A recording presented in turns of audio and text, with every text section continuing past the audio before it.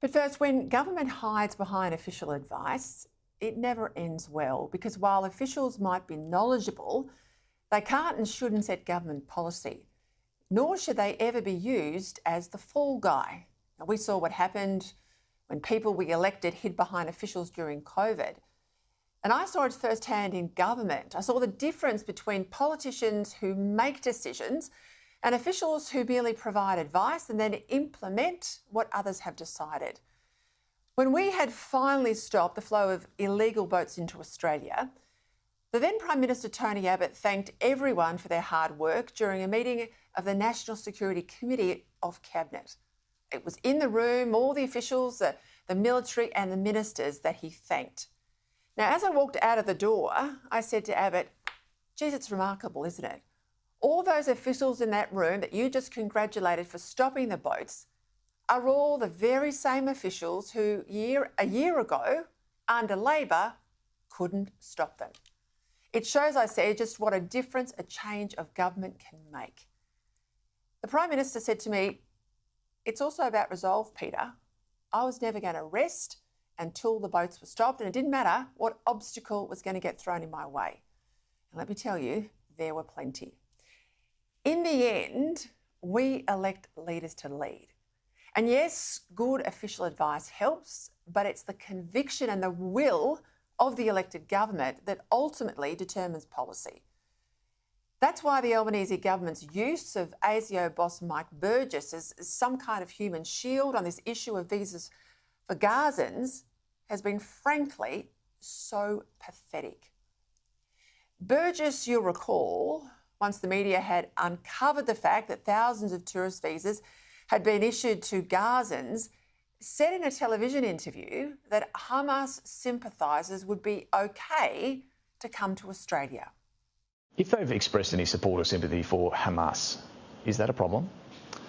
Depends on the what that looks like. If they're supportive because they want their homeland, if they're giving financial support or material aid, that can be a problem. And obviously we take each case on its merits in the context of the information we have before us. But if it's just rhetorical support? If it's just rhetorical support and they don't have an ideology or support for a violent extremism ideology, then that's not a problem.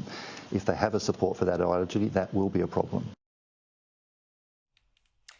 Now, the ASIO boss has never struck me as someone who would freelance on policy. So here, listening to that, I believe he was enunciating the government's policy. A policy that we have since learned was to get as many Palestinians out of Gaza as quickly as possible using the fastest visa category they could, and not even to make a formal announcement about it, lest inevitable questions come about security checks.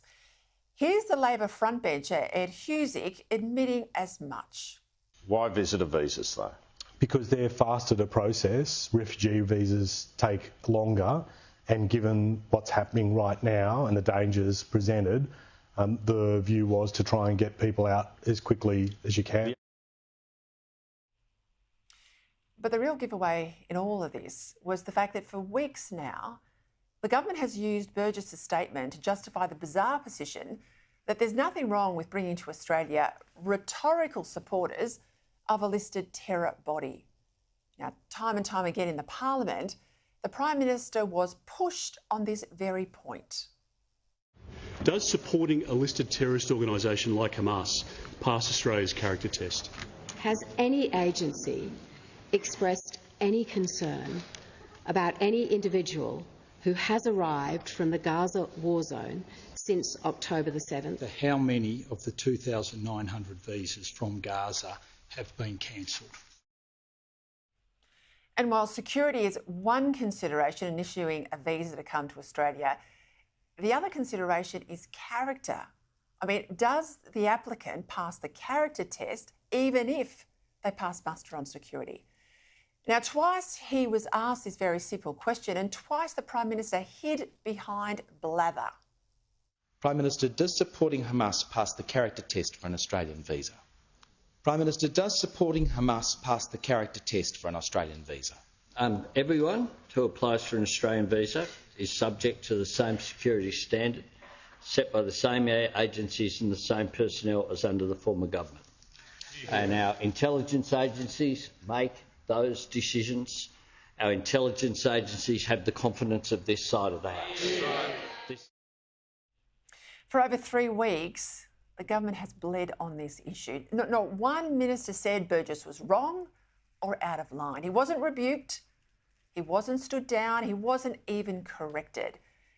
And in the way these things work, that confirms to every insider like me that Burgess was following the government's line on Gaza.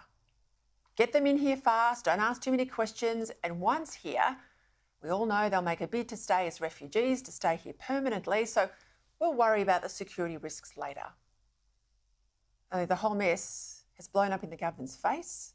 They're being hammered about it daily, and they've taken further hits in the polls, meaning they needed to recant, change position, and fast. So guess what? The ASIO boss was pushed out again today.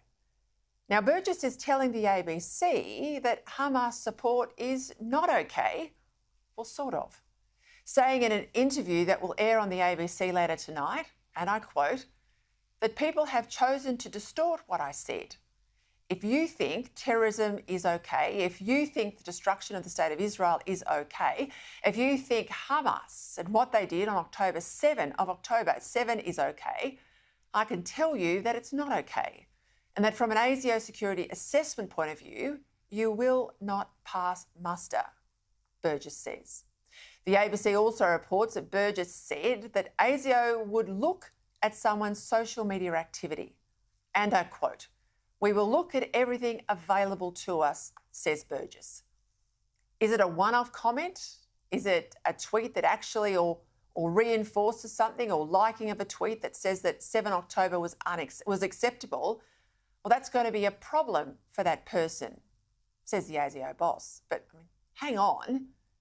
Are you telling me that ASIO makes its security assessment on the basis of what people put on their social media? That you can be a Hamas operative, but as long as you don't post that publicly, you're okay to come to Australia? First, given that it's a terror-controlled war zone, no one should be coming to Australia from Gaza unless we are confident that they are people who support our democratic values.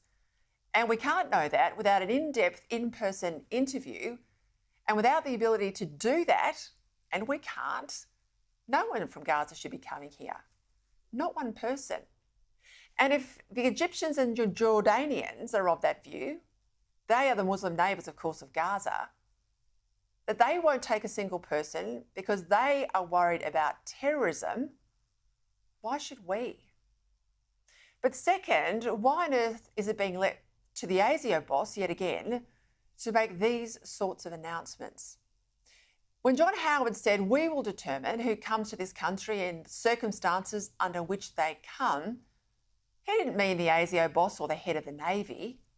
He meant the government, the elected and accountable government, in a proper, transparent way, using cabinet processes and with a press conference subject to media scrutiny. This whole Gaza intake has been a debacle from the beginning. No sensible Australian government would want to bring in people from a terrorist-controlled war zone without first being absolutely certain they weren't importing trouble.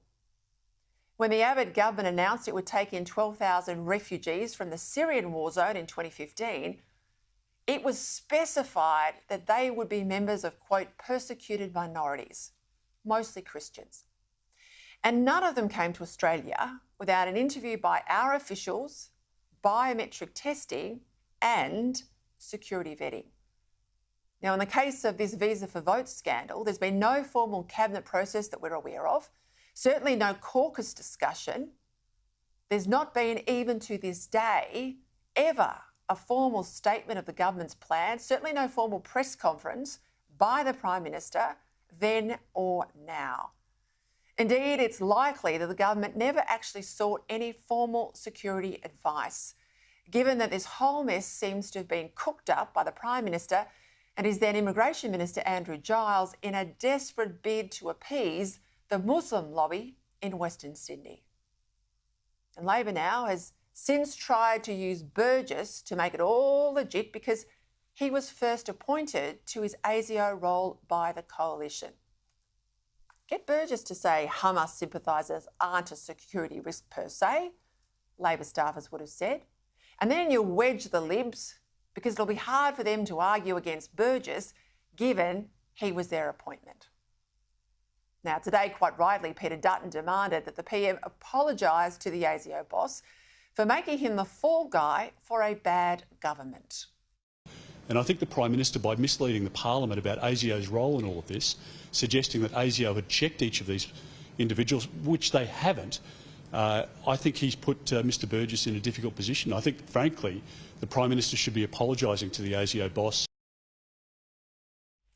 Later in Perth, the Prime Minister said that he hadn't undermined the ASIO chief. Mike Burgess is a big boy. He can speak for himself, and he has. And his comments are there for all to see. And that's a problem, isn't it? We don't have a big boy PM who speaks for himself on national security.